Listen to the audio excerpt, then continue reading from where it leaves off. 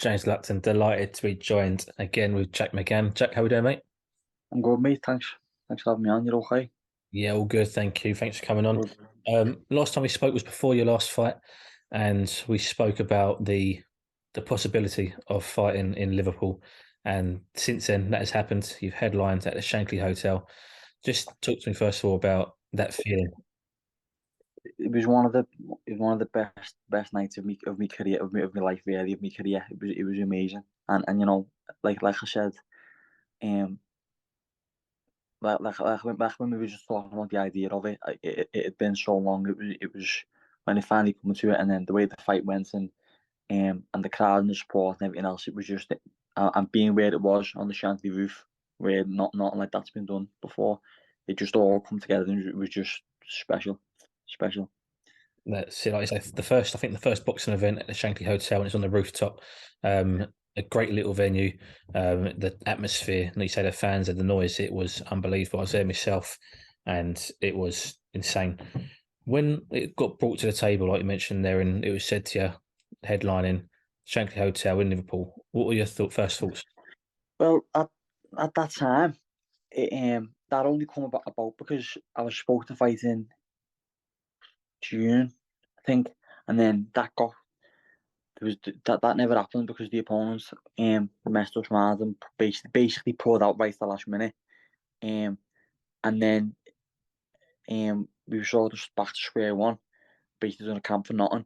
And then it was like, right then we're gonna come back to Liverpool. We're gonna do a show for the first time in the Shankly and this and that. And I was just sitting there going, listen, in my head, like I was like, just go with something simple. That's a sure thing. I don't. If I have another, if something messes up again, I'm gonna lose my mind. So just, I, it was like I was very anxious about it, even up to the point where like the whole time until probably was getting warmed up and that. Until no, sorry, the whole time until fight day when there was lads actually fighting before me, I was waiting for something to just come up and go. It's not on now. So, but then looking back on it, it was all the reason I just give where it was. It was special. Do you know what I mean? But I was because of what happened before, and then I was like, just sounds too good to be true. Just go with something safe. I was extremely anxious right the way through it. But now that I know that it's worked and it was a hit. It was a great night for everyone involved. If we go back there, then I won't have none of that anxious stuff going on. Do you know what I mean? And I probably enjoyed it a bit more. But it was amazing. No, it definitely was. And, you had people like Stephen Graham ringside once again for yourself.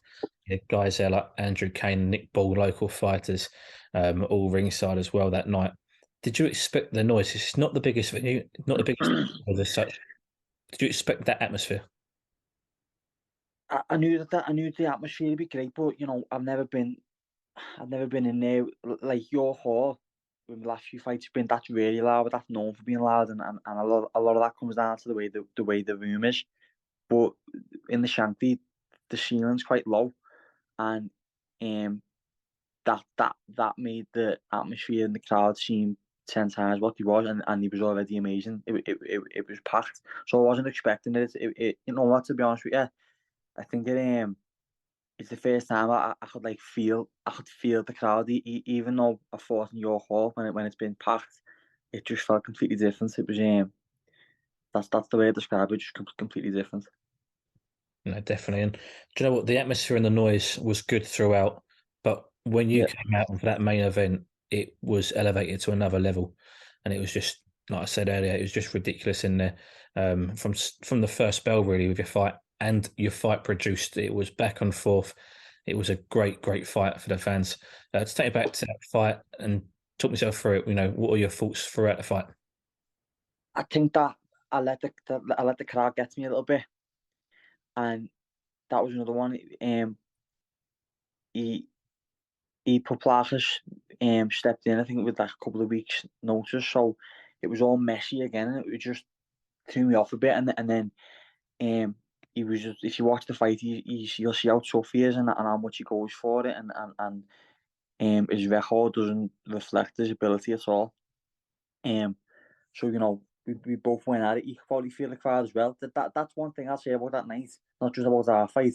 the crowd and the atmosphere, all the fights were good, all of them, because I don't think anyone, even if you had a journeyman there, I don't think the atmosphere made him fight and brought it out to everyone. Do you know what I mean? So, um, all the fights were amazing, but ours was definitely a back and forth. I remember a point in it, um, where I probably wasn't listening as much as I should have been, and I was fighting a bit. And as I said, that was probably due to the crowd, and I wanted to just put on a show. Do you know what I mean? It's not a bad thing, but it's not necessarily the most clever thing neither. So, um, don't get me wrong, I was never like in no danger, or nothing, but I could have probably made give myself an easy day's work.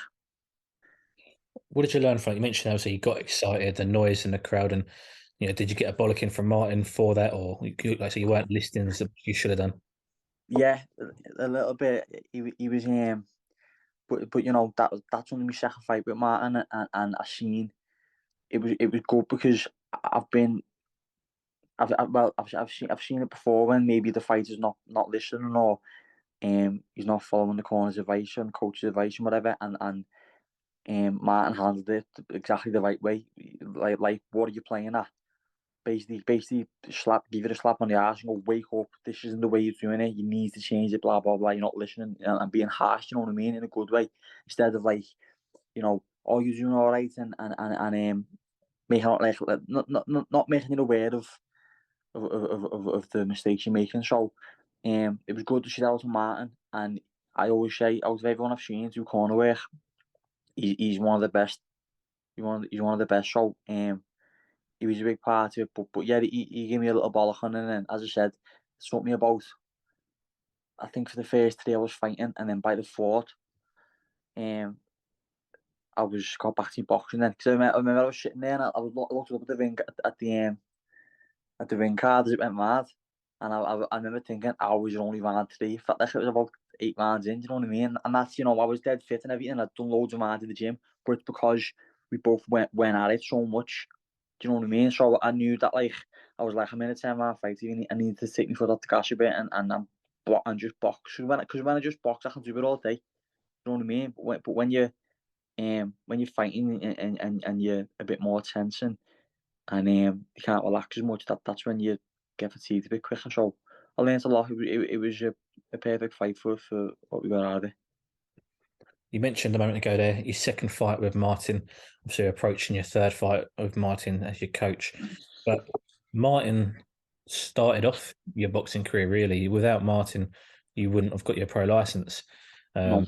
I was reading an article on BBC Sport recently by the fantastic Mark Turley, and it says in there about you had to have a 4 round fight, the exhibition, whatever you want to call it, with Martin in front of board officials behind closed doors to get your license. Just talk me through that and that process.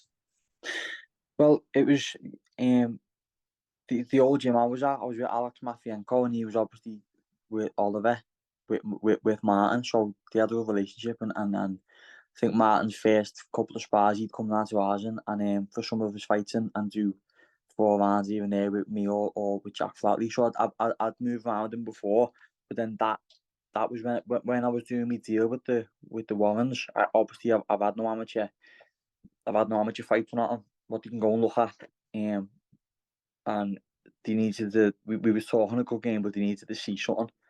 So it wasn't so much about getting my license. That was more so getting the deal. You know what I mean? Someone from the British Boxing Board Control was there because it helped, but that was more getting me deal, me first deal. So I was meant to spar someone. They let me down last minute, and then I spoke to Martin and just said, "Can you come in and just do 4 rounds with me?" And he did. And that's just the kind of person Martin is. He'll help anyone, and you'll do well to find someone who's got a bigger heart than him. Don't get me wrong, we punch each other's heads, but he's just a really generous man, and he just helps. So, but yeah, it's funny because now he's started it all, and now he's got the reins on it. So it's good, really. No, absolutely. I mentioned you had no boxing amateur background. You did come in from MMA. I think your dad owned a gym. You grew up. Yeah. mixed martial arts and those sorts of gyms. And you grew up with some big names in the MMA scene. Um, Again, going back to that article on BBC Sport, it mentions Rampage Jackson had a little stint staying at your house, and lots of Michael Bisping. Talk to me about that growing up with these guys, and obviously it's something that you stepped into the MMA world. You know, these guys. Did you look up to them? Were they your idols? Yeah, but at the same time, that was just the norm because it was my dad's gym, my dad's job, my dad's. You know what I mean? So I think I couldn't really appreciate how big it was. And another point of that is, as far as just the gym goes, we had the best gym, one of the best gyms in England, one of the best gyms in the world for MMA. But I was just a bit too young. I think if I always think if I was a couple of years older, I would have been there when I could train when I was fighting, when it was all like at its prime. Do you know what I mean? But yeah, it was just it was tough because it was my dad's gym, so I always got pushed a lot. But it made me the fighter I am today. So it was all happened the way it was meant to work out. You know what I mean? Absolutely. You mentioned there Rampage Jackson. Obviously, we all know him for his brutality in the octagon, but also, he's gone on to Hollywood and films and things like that. For yourself, it was a norm for you growing up, seeing these people day in, day out. And like I say, you did have a little stint that living with you. What was he like outside of the fighting? He was sad. He's really anyone knows Quentin knows he's funny and he's animated and he's got a great personality, and it was just a laugh and a joke.